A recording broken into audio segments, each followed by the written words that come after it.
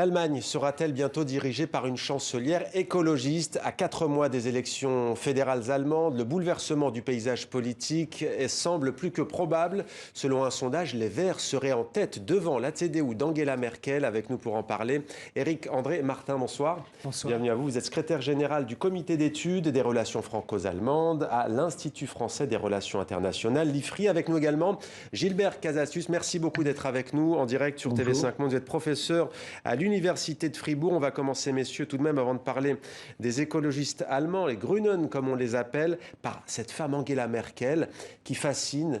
4 mandats, 16 ans quasiment au pouvoir à Berlin. Qu'est-ce qu'elle aura incarné, selon vous?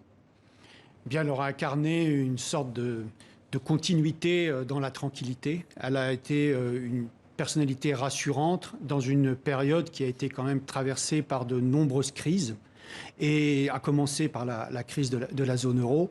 Et Madame Merkel, et à travers elle l'Allemagne, s'est imposée comme une puissance majeure en Europe, si ce n'est la puissance dominante en Europe, et en tout cas celle sans laquelle rien n'est possible. Alors elle a connu plusieurs présidents français, je crois que Jacques Chirac, j'ai un doute, mais oui, Jacques Chirac, Nicolas Sarkozy, François Hollande et Emmanuel Macron. Gilbert Casasus, même question, que reste-t-il de ces 4 mandats selon vous? Pour moi, c'est la première chancelière ou le premier chancelier qui a fait de l'Allemagne la puissance numéro 1 en Europe, que ce soit au niveau économique, mais que ce soit surtout au niveau politique. Et ça, c'était un événement très important. La deuxième chose que je retiendrai, c'est qu'il y a eu plusieurs Angela Merkel. Il y a eu Angela Merkel avec un cœur de fer, par exemple, au moment de la crise de l'euro, et un grand cœur au moment de la crise migratoire.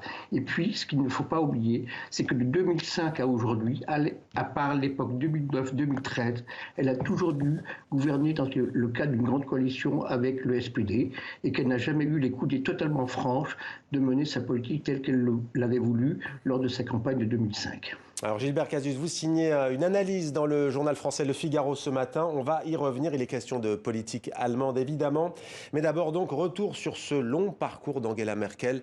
C'est notre partenaire France Télévisions qui s'y est collé. 22 novembre 2005, Angela Merkel devient chancelière allemande à 51 ans. C'est la première femme de l'histoire du pays à occuper ce poste. Ich schwöre, dass ich meine Kraft dem Wohle des deutschen Volkes widmen. Déjà en 2000, elle marque pour la première fois les esprits en s'emparant de la tête de la CDU, le parti chrétien-démocrate, rare femme, au milieu des hommes. À la tête de l'Allemagne, la chancelière se forge une image de femme droite, sobre et pragmatique. Sa cote de popularité semble inébranlable. Elle est dans le cœur des Allemands, qui la surnomment Mutti, maman. Parce qu'elle est chaleureuse et qu'on peut lui faire confiance. Toujours loin des polémiques, concentrée sur son travail. Elle ne s'est jamais mise en avant. Face à elle, les présidents français défilent. Jacques Chirac, Nicolas Sarkozy, François Hollande et Emmanuel Macron. À plusieurs reprises, le magazine Forbes la nomme femme la plus puissante du monde. Distinction qu'elle reçoit avec sa sobriété habituelle. Ma plus grande satisfaction, c'est que la politique que je mène soit reconnue. Mais bien sûr, je me réjouis un peu aussi pour moi. Cela montre aussi qu'il y a moins de compétition entre les femmes, car nous sommes moins nombreuses que les hommes qui dirigent des États. C'est pour ça qu'il faut encore plus de femmes en politique. Les premières zones de turbulence arrivent en 2015, fortement critiquées lorsqu'elle décide d'ouvrir le pays à 1 million de demandeurs d'asile. En 2017, réélue pour un 4e mandat, elle peine à former une coalition gouvernementale. Angela Merkel apparaît fragilisée politiquement. C'est le 29 octobre 2018 qu'elle annonce qu'elle ne briguera pas de 5e mandat et qu'elle ne se représentera pas à la tête de la CDU. Le 26 septembre prochain, Angela Merkel laissera la main. Après 16 ans au pouvoir, elle détient le record de longévité, à égalité avec son prédécesseur et ancien mentor, Helmut Kohl. Éric-André Martin, Angela Merkel veut plus de femmes en politique. J'aimerais vous montrer un visage dont on va parler évidemment. Annalena Baerbock, l'ascension pour l'écologiste. Elle a été désignée par son parti à ces élections législatives de septembre prochain. Elle peut devenir chancelière? Eh bien, je ne peux pas vous dire aujourd'hui si elle sera chancelière. Tout ce qu'on sait, tout ce qu'on peut dire déjà aujourd'hui, c'est qu'on est à peu près sûr que les Verts feront partie de la prochaine coalition gouvernementale. Ils font en effet la course en tête, ou en tout cas au coude à coude avec la CDU. Alors pour ça, il y a plusieurs conditions à remplir. La première, pour devenir chancelière, la première, c'est d'arriver en tête. Donc une élection n'est jamais gagnée à l'avance. Deuxième chose, il faut être capable de constituer une coalition qui sécurise une majorité sur la durée de la législature. Et donc, il sera important de voir si la CDU et les Verts, à eux deux, obtiennent une majorité, ce qui n'est pas forcément assuré. Et donc, s'ils ne seront pas obligés soit de s'allier avec un troisième parti, soit, éventuellement, les Verts peuvent choisir de ne pas s'allier avec la CDU et de constituer une autre coalition. Donc, les jeux restent ouverts. Tout ce qu'on peut dire, c'est que les Verts seront des faiseurs de rois. Gilbert Casasus, vous l'écrivez en chute de votre analyse ce matin dans le Figaro. D'ici au 26 septembre, beaucoup d'eau coulera aux abords de la chancellerie berlinoise. Ce qui est sûr, on vient de le dire, c'est que les écologistes vont jouer un rôle dans le prochain gouvernement. Mais comment expliquez-vous l'ascension des Verts, au fait ? Je crois qu'il faut faire une analyse un peu historique. En 1983, vous direz c'est très longtemps, CDU, CSU plus SPD représentaient 87% du corps électoral allemand. Aujourd'hui, d'après les sondages, ils sont aux alentours de 40% les deux ensemble.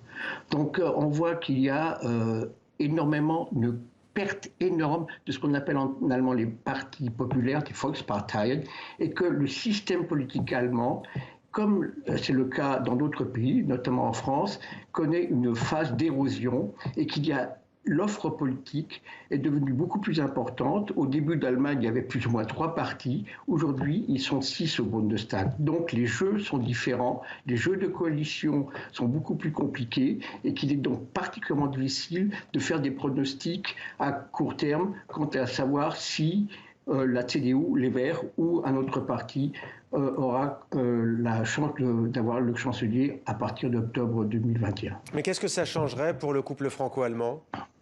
Ça dépend de qui sera chancelier.